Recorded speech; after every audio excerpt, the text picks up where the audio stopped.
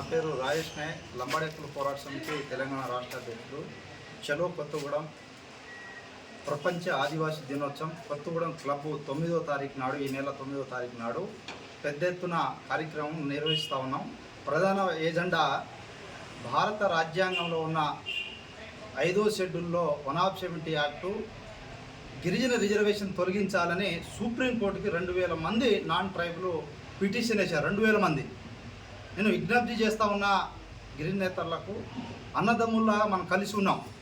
ఇవాళ ఒకే జాతికి, గిరిజన జాతి ఎస్టీలకు రిజర్వేషను, సర్పంచ్ రిజర్వేషన్ తొలగించాలి, ఒకే సామాజిక వర్గాన్ని 100% రిజర్వేషన్ ఎందుకని సుప్రీంకోర్టులో పిటిషన్ వేశారు. అలాగే ఎమ్మెల్యే రిజర్వేషన్ మీద ఇవాళ అనేక అంశాల మీద ఆ పిటిషన్లో పేర్కొన్నారు. నేను తమది విజ్ఞప్తి చేస్తూ ఉన్నాం, అన్నదమ్ములుగా కలిసి ఉన్నాం. మా రిజర్వేషన్ మాకు భారత రాజ్యాంగం 5వ షెడ్యూల్ భారత రాజ్యాంగం ఇచ్చింది. ఈ రిజర్వేషన్ తొలగించాలని కుట్ర జరుగుతూ ఉన్నది. మా గిరిజన ప్రజలు గమనించుకోవాలి. ఇవాళ జియో నెంబర్ 3 2019లో తొలగించడం వల్ల 100% రిజర్వేషన్ అన్ని రంగాల్లో 29 రంగాల్లో రిజర్వేషన్ కోల్పోయినాం. దీనివల్ల ఇవాళ గిరిజన విద్యార్థులకు, నిరుద్యోగులు ఉద్యోగం లేక ఇబ్బందులు పడుతూ ఉన్నారు. మా జోలికి రావద్దని విజ్ఞప్తి చేస్తూ ఉన్నాం. మాకు ఆ భారత రాజ్యాంగం ఇచ్చింది హక్కు. మేము మీ హక్కు మీద ఎప్పుడు దాడి చేయలే, మీ హక్కులనే మేము లాక్కోలే. మీరు గమనించుకోవాల్సిన అవసరం ఉన్నది. దాంతోపాటు ఇవాళ చాలా బాధాకరమైన విషయం, పోలీసు నోటిఫికేషన్ వస్తే ఈ భద్రాద్రి కొత్తగూడెం జిల్లాలో 139 పోస్టు రిలీజ్ అయినది. ఆ 139 ఇవాళ మాకు వచ్చిందంతా 14, ట్రైబల్కి వచ్చింది 14. యాక్చువల్ చాలా బాధాకరమైన విషయం, 2018లో 149 జియో, 49 జియో ద్వారాగా 70%, 75 అంటే 75% రిజర్వేషను ట్రైబల్కు మాత్రమే ఏజెన్సీలో భర్తీ చేయాలని కానిస్టేబుల్లో అప్పుడున్న ప్రభుత్వం తేయడం జరిగింది. అది 2022లో 75% అంటే 75% ప్రకారమే భర్తీ చేయడం జరిగింది. చాలా బాధాకరమైన విషయం. మాకు 75% భర్తీ చేస్తే ఈ భద్రాద్రి కొత్తగూడెం జిల్లాలో 140 పోస్టులు రావాలి, 104. కానీ ఇప్పుడు వచ్చినంత 14. దానివల్ల మా రిజర్వేషన్ హక్కులు కోల్పోతూ ఉన్నాం.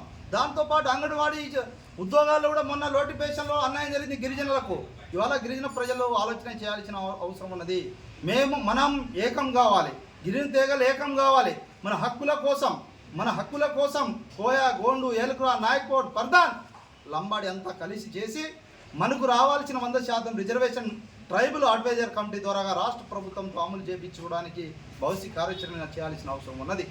ఇవాళ రాష్ట్ర ప్రభుత్వం మేము సీఎం గారిని కలిసినప్పుడు సానుకూలంగా స్పందించారు. ఇది మనం ఏకమైతే అది అవకాశం ఉన్నది.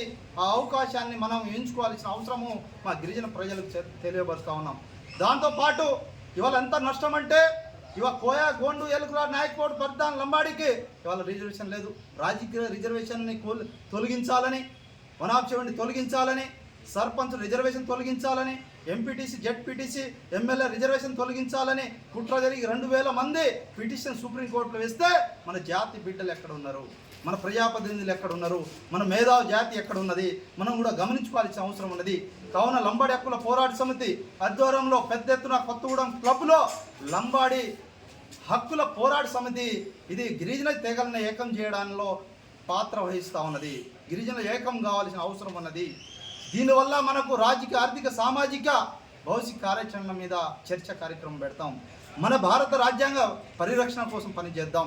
మనం కలిసి పనిచేయాల్సిన అవసరం ఉన్నది. ఇవాళ మనం కొట్టుకున్నాం, ఇవాళ జియో నెంబర్ 3 పోయింది. ఇవాళ మనం లొల్లి చేసుకుంటున్నాం, 170 గిరిజన రిజర్వేషన్ పోతా ఉంది. మనం కొట్టుకుంటున్నాం.